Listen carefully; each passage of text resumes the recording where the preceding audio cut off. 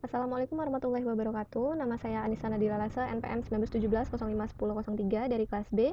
Di sini saya akan menjelaskan mengenai materi desain dan analisis algoritma yang terdiri dari materi Big O and Time Complexity, Recurrence and Master Theorem, Divide and Conquer, Karatsuba and Strassen Algorithm, Dynamic Programming, Graph, dan juga Complexity Theory. Kita langsung masuk ke materi yang pertama, yaitu Big O and Time Complexity. Jadi, Big O dan kompleksitas waktu adalah suatu konsep dasar yang menunjukkan bahwa waktu berjalan atau running time suatu fungsi bertambah seiring dengan bertambahnya ukuran input. Nah, maksudnya seperti apa? Kita perhatikan dari contoh di bawah ini. Misalnya kita diberikan suatu algoritma given array yang berisi angka 1, 5, 8, 2 sampai dengan 10. Defined sum given array total sama dengan 0. Kemudian di sini terjadi perulangan yaitu for each i in given array total plus 1, dan kita akan mereturn nilai dari total tersebut. Lalu bagaimana pertumbuhan running time dari fungsi ini?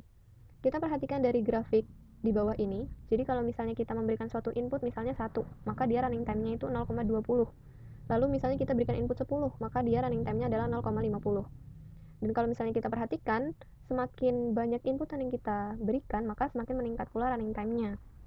Itulah maksud dari definisi ini. Lalu ada notasi Big O, itu ada Big O1, Big O(n), kuadrat, Big O(n) pangkat 3, kemudian Big O log n, dan lain sebagainya. Itu memiliki penyebutannya masing-masing. Lalu bisa digambarkan di grafik di bawah ini. Nah, jadi kalau misalnya dia Big O(n), itu dia bentuk grafiknya itu yang ini.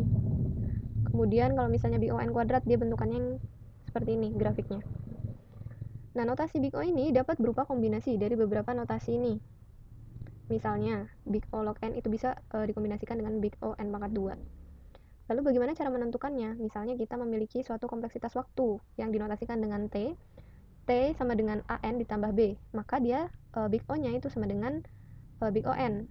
Lalu misalnya yang kedua itu ada T sama dengan CN pangkat 2 ditambah DN ditambah E, maka Big O-nya itu adalah N pangkat 2. Cara menentukannya bagaimana? Jadi yang pertama kita harus menemukan nilai yang tumbuh paling cepat, yaitu di sini kan AN sama CN pangkat 2. Lalu kemudian tinggal kita hilangkan saja koefisiennya. Jadi di sini nilai AN, kita ambil aja yang nilai N-nya, atau kita hapus si koefisiennya yaitu si A-nya. Kalau di sini kita hapus koefisiennya yaitu si C-nya ini. Kita masuk ke contoh. Misalnya di sini ada suatu algoritma given array sama seperti tadi ya. Kemudian di sini ada def stupid function given array dengan total sama dengan 0, kemudian kita mereturn totalnya. Nah, untuk masing-masing proses ini dia Big O-nya adalah 1 karena di sini juga tidak terjadi perulangan sehingga dia nilai dari Big O-nya adalah 1. Kemudian tinggal kita jumlahkan saja Big O1 ditambah Big O1, maka hasil kompleksitas waktunya itu adalah Big O1. Kita lanjut ke materi berikutnya yaitu Recurrence and Master Theorem. Jadi, rekursif itu mendefinisikan objek sesuai miliknya. Dalam beberapa kasus dapat lebih mudah. Proses inilah yang dikenal sebagai proses perulangan atau rekursif. Ada dua langkah. Yang pertama itu ada langkah dasar. Yang pertama, menentukan anggota awal dari urutan himpunan atau fungsi. Yang kedua, yaitu langkah rekursif. Mendefinisikan aturan yang dapat membangun anggota baru dari urutan himpunan atau fungsi berdasarkan anggota yang ada. Di sini ada contoh rekursif dari suatu deret. Kita diminta menentukan definisi rekursif dari AN sama dengan R pangkat N, dengan R itu elemen N, dan R itu tidak sama dengan 0, dan N adalah bilangan bulat positif. Jadi misalnya kita mulai dari N sama dengan 0. AN sama dengan R pangkat N, berarti kan A0 sama dengan R pangkat 0, sama dengan 1. Begitu juga untuk perhitungan selanjutnya. Untuk N1, N2, N3. Untuk N1 dia nilainya adalah R, N-nya 2 itu R pangkat 2, N sama dengan 3 itu R pangkat 3. Sehingga dapat didefinisikan A0 sama dengan R pangkat 0 sama dengan 1, dan AN plus 1 sama dengan R dikali AN, di mana N ini terdiri dari 0, 1, 2, dan seterusnya. Lalu ada contoh berikutnya di sini, contoh rekursif dari suatu fungsi. Misalnya di sini sudah didefinisikan F0 itu sama dengan 3. Lalu Fn plus 1 sama dengan 2Fn tambah 3. Kita misalkan N ini kita cari dulu dari 0. Jadi kan 0 ditambah 1, berarti kan F1 sama dengan 2Fn, N-nya kan tadi 0, ditambah sama 3. Nah, Fn ini kan udah didefinisikan ya. F0-nya kan udah didefinisikan itu sama dengan 3. Nah, karena di sini dia 2F0, berarti tinggal kita substitusiin aja. Sehingga 2 dikali 3 ditambah 3 sama dengan 6 tambah 3 sama dengan 9. Begitu juga untuk perhitungan yang lainnya. Di dalam rekursif itu ada 3 penyelesaian, ada substitusi, ada pohon rekursif, dan juga ada master teorem. Untuk substitusi itu dia menebak solusinya dan buktikan dengan induksi matematika. Untuk pohon rekursif, dia mengubah dari bentuk rekursif ke bentuk tambahan atau berulang. Sedangkan untuk master teorem dia menemukan solusi dalam bentuk kompleksitas waktu Tn sama dengan AT dikali N per B ditambah Fn. Lalu untuk master teorem itu kan menjadikan solusi untuk memecahkan permasalahan recurrence dalam bentuk Tn sama dengan AT dikali N per B ditambah Fn. Ini kan bentuk umum dari master teorem, di mana A-nya itu lebih besar sama dengan 1 dan B lebih besar sama dengan 1, dan Fn adalah fungsi asimptotik positif. Ada tiga bentuk kasus di dalam master teorem. Jika Fn sama dengan big O N pangkat B log A dikurang epsilon, di mana epsilon itu lebih besar daripada 0, maka kompleksitas waktu atau Tn-nya itu sama dengan big theta N di N pangkat B log A. Yang kedua, jika Fn itu sama dengan big O N pangkat B log A, maka kompleksitas waktu atau Tn-nya itu sama dengan big theta N pangkat B log A log N. Dan yang ketiga, jika Fn sama dengan big omega N pangkat B log A plus epsilon, di mana epsilonnya itu lebih besar dari 0, AF dikali N per B-nya itu kurang dari sama dengan CFN, dan C-nya itu kurang dari 1, maka Tn atau kompleksitas waktunya itu big theta Fn. Kita lanjut ke materi berikutnya, yaitu divide and conquer. Divide and conquer, divide artinya membagi, dan conquer itu artinya menyatukan. Jadi dalam divide and conquer itu terdapat 3 tahapan, yaitu divide, kita akan membagi masalah menjadi lebih kecil atau menjadi sub-sub masalah agar lebih mudah diselesaikan. Conquer itu di sini kita akan menyelesaikan sub masalah secara rekursif atau secara perulangan. Kemudian combine ini solusi dari masalah yang merupakan kombinasi dari setiap solusi sub masalahnya. Masalah yang bisa diselesaikan dengan teknik divide and conquer itu ada 2, ada binary search dan juga merge sort. Untuk binary search itu dia mencari suatu elemen di dalam list yang sudah diurutkan. Kemudian untuk merge sort itu dia mengurutkan list dengan teknik merge sort. Modifikasinya dapat mencari nilai minimum, nilai maksimum, dan menghitung inversion number atau tidak di lokasi yang seharusnya.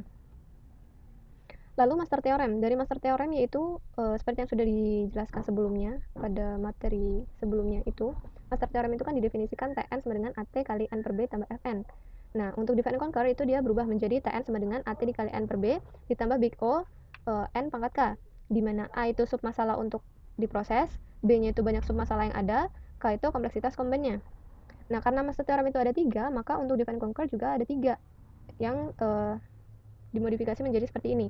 Tn sama dengan big O N pangkat B log A jika A-nya itu lebih besar dari B pangkat K. Lalu yang kedua, Tn jika Tn big O N pangkat K log N jika A sama dengan B pangkat K.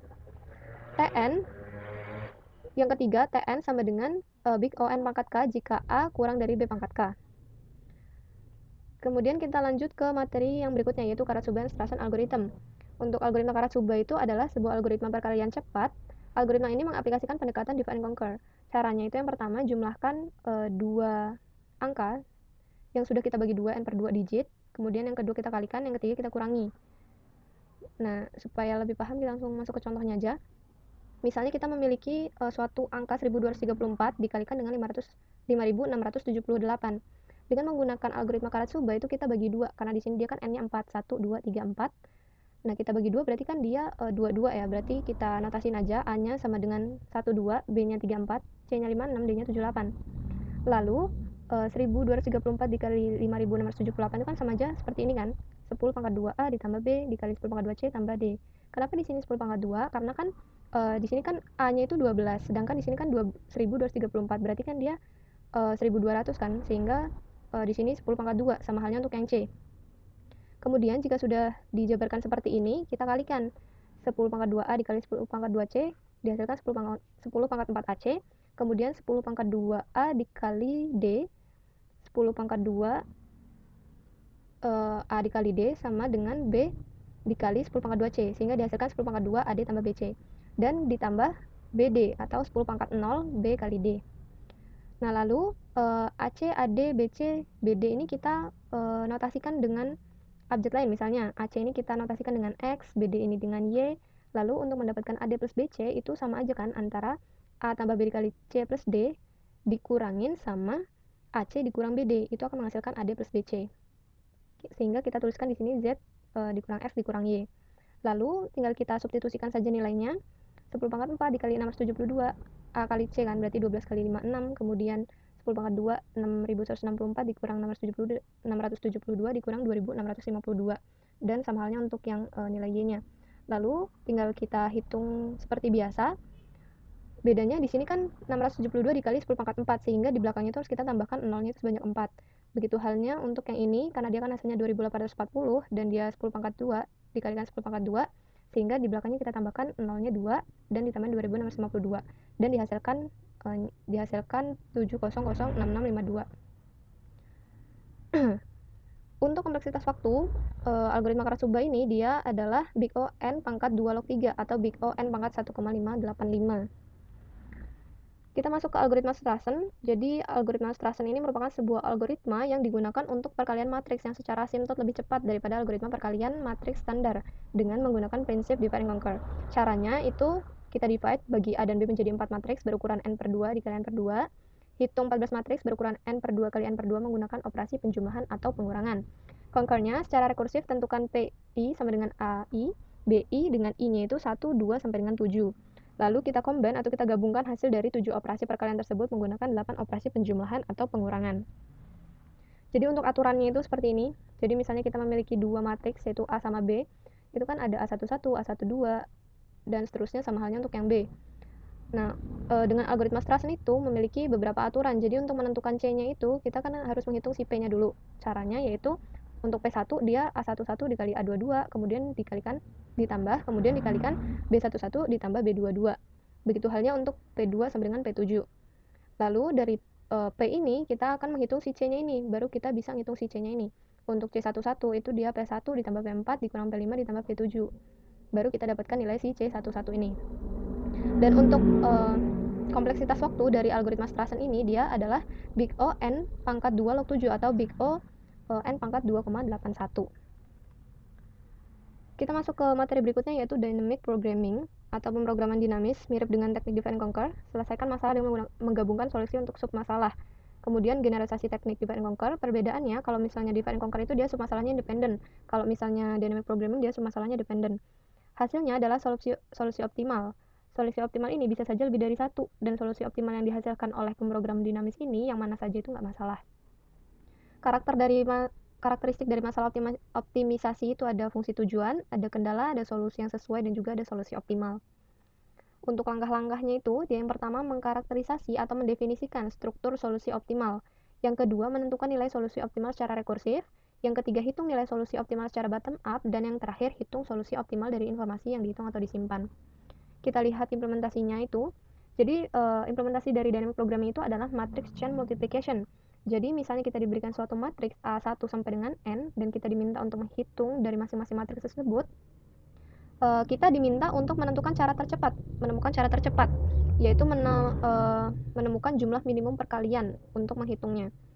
Jadi misalnya kita punya matriks A, B, C, D, dan kita ingin menghasilkan suatu matriks, yaitu matriks E. Nah, untuk menghitung 4 matriks itu ada syaratnya, di mana kolom dari matriks yang pertama itu harus sama dengan nilai baris pada matriks yang kedua, begitu juga seterusnya. Kemudian untuk hasilnya itu dimensinya, untuk barisnya itu dia harus sama dengan baris pada matriks yang pertama dikali dengan kolom yang sama dengan matriks yang terakhir. Kemudian posisi kurung yang berbeda itu akan memiliki jumlah perkalian yang berbeda untuk perkalian beberapa matriks. Misalnya kita punya 3 matriks nih, A itu dimensinya 10, 100, B 105, dan C 550. Itu nilainya atau jumlah perkaliannya bakal berbeda kalau misalnya kita mau menghitung A dikali B dulu, terus baru dikaliin sama C. Bakal beda sama kalau misalnya kita mau ngitung si B kali C, kemudian baru dikalikan dengan A. Kita lihat di sini bahwa jika kita menghitung A kali B dulu, maka dia akan dihasilkan 7.500. Sedangkan kalau misalnya kita hitung B kali C, maka akan dihasilkan 75.000. Nah, di sini kita akan mencari jumlah perkalian yang paling minimum atau paling sedikit. Fungsi tujuannya itu biaya optimal untuk mengalihkan matriks. Untuk solusi yang sesuai itu banyaknya cara acak mengalihkan matriks. Kemudian solusi optimalnya cara mendapatkan biaya minimum atau cost minimum. Minimum cost pada perkalian rantai matriks atau operasi perkalian yang lebih sedikit. Untuk langkah-langkahnya yang pertama itu kita struktur peletakan tanda kurung yang optimal. Jadi bisa dilihat misalkan kita punya matriks AIJ, I-nya itu kurang dari sama dengan J.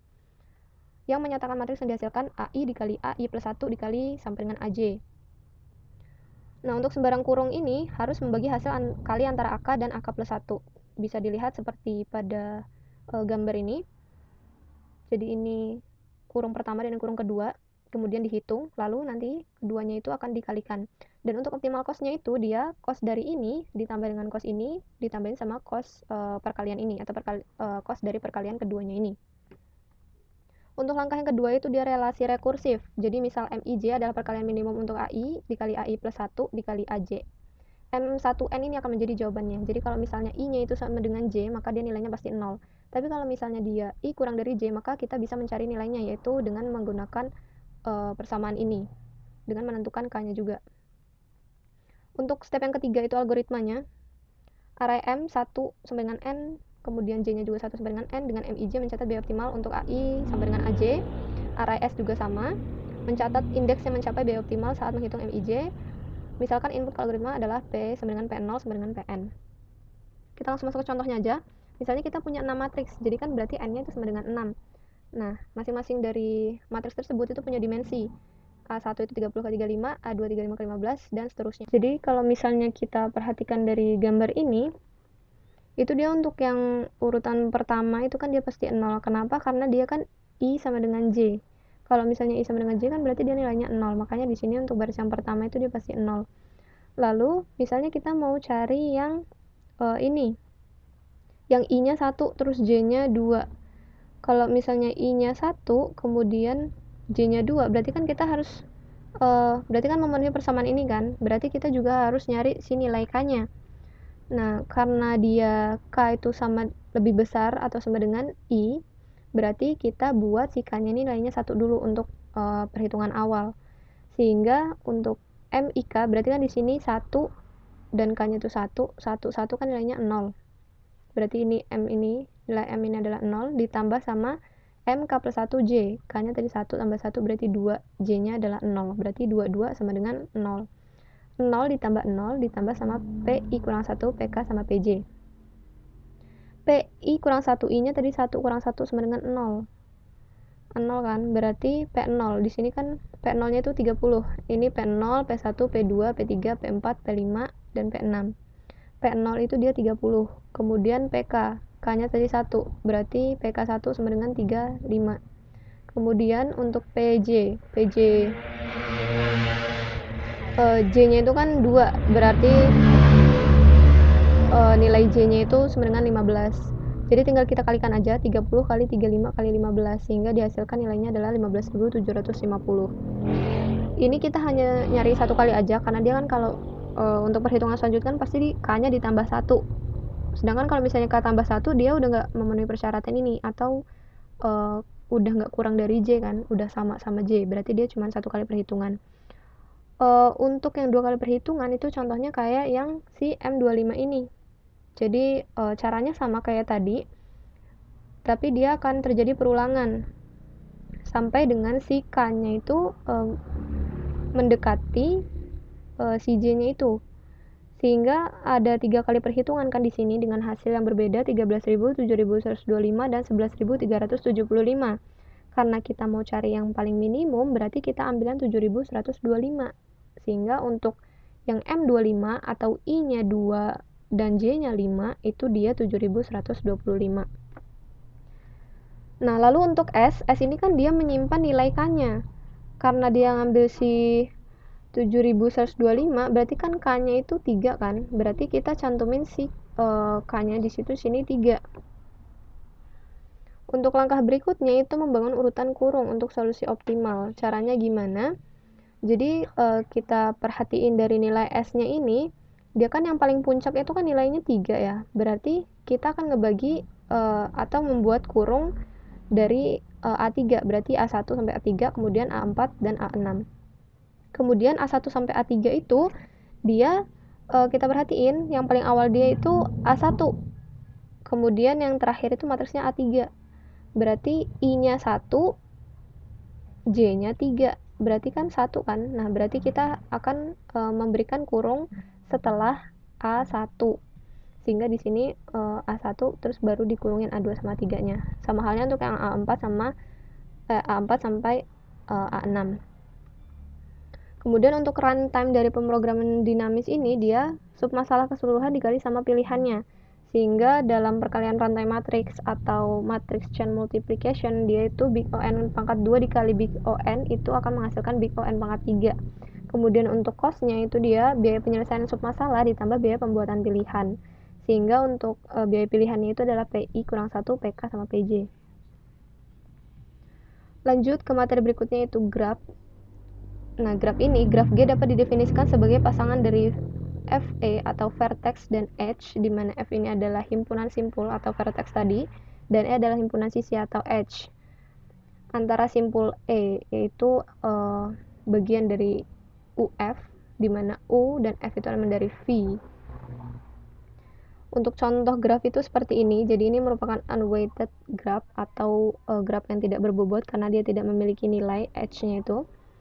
Nah, untuk V-nya itu dia berarti ada A, B, C, D, E. Kemudian untuk E-nya atau H-nya itu dia A, B, A, C, dan seterusnya.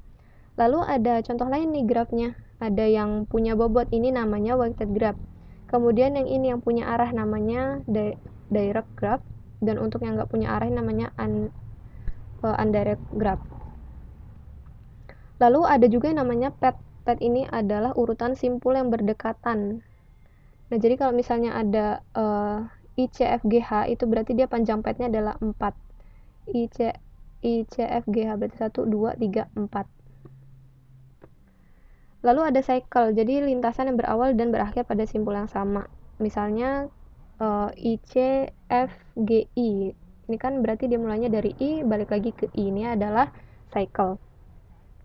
Lalu ada tree. Graf berhubung tanpa siklus, jadi bisa dilihat bentuk tree-nya itu seperti ini, dia nggak ngebentuk cycle. Lalu ada spanning tree. Spanning tree ini subgraf yang merupakan pohon yang mencakup semua simpul dari graf G dengan jumlah tepi seminimal mungkin. Jadi spanning tree ini akan ngebuat si graf ini dia tidak membentuk cycle.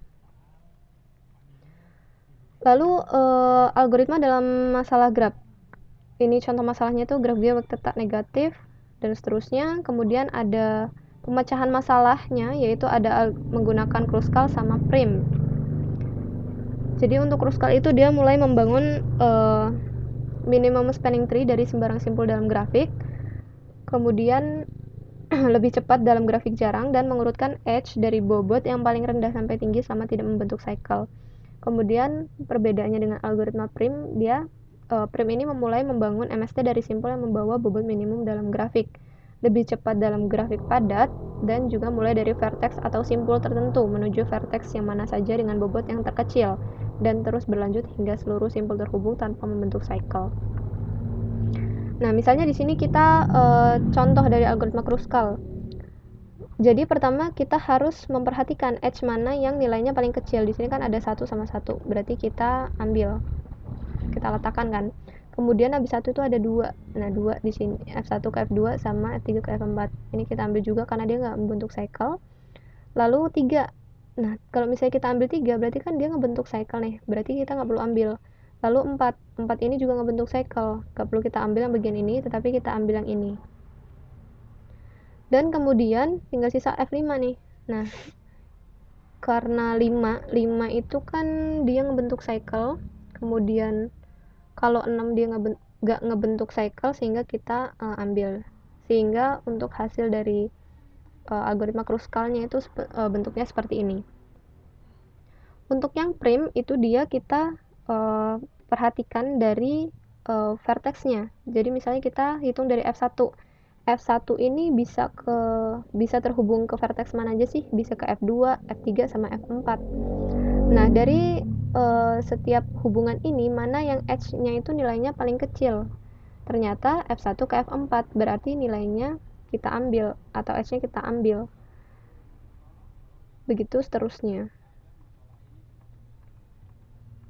Sehingga didapatkan nilai cost-nya itu 2 ditambah 1 ditambah 2 ditambah 4 ditambah 1 ditambah 6, yaitu 16.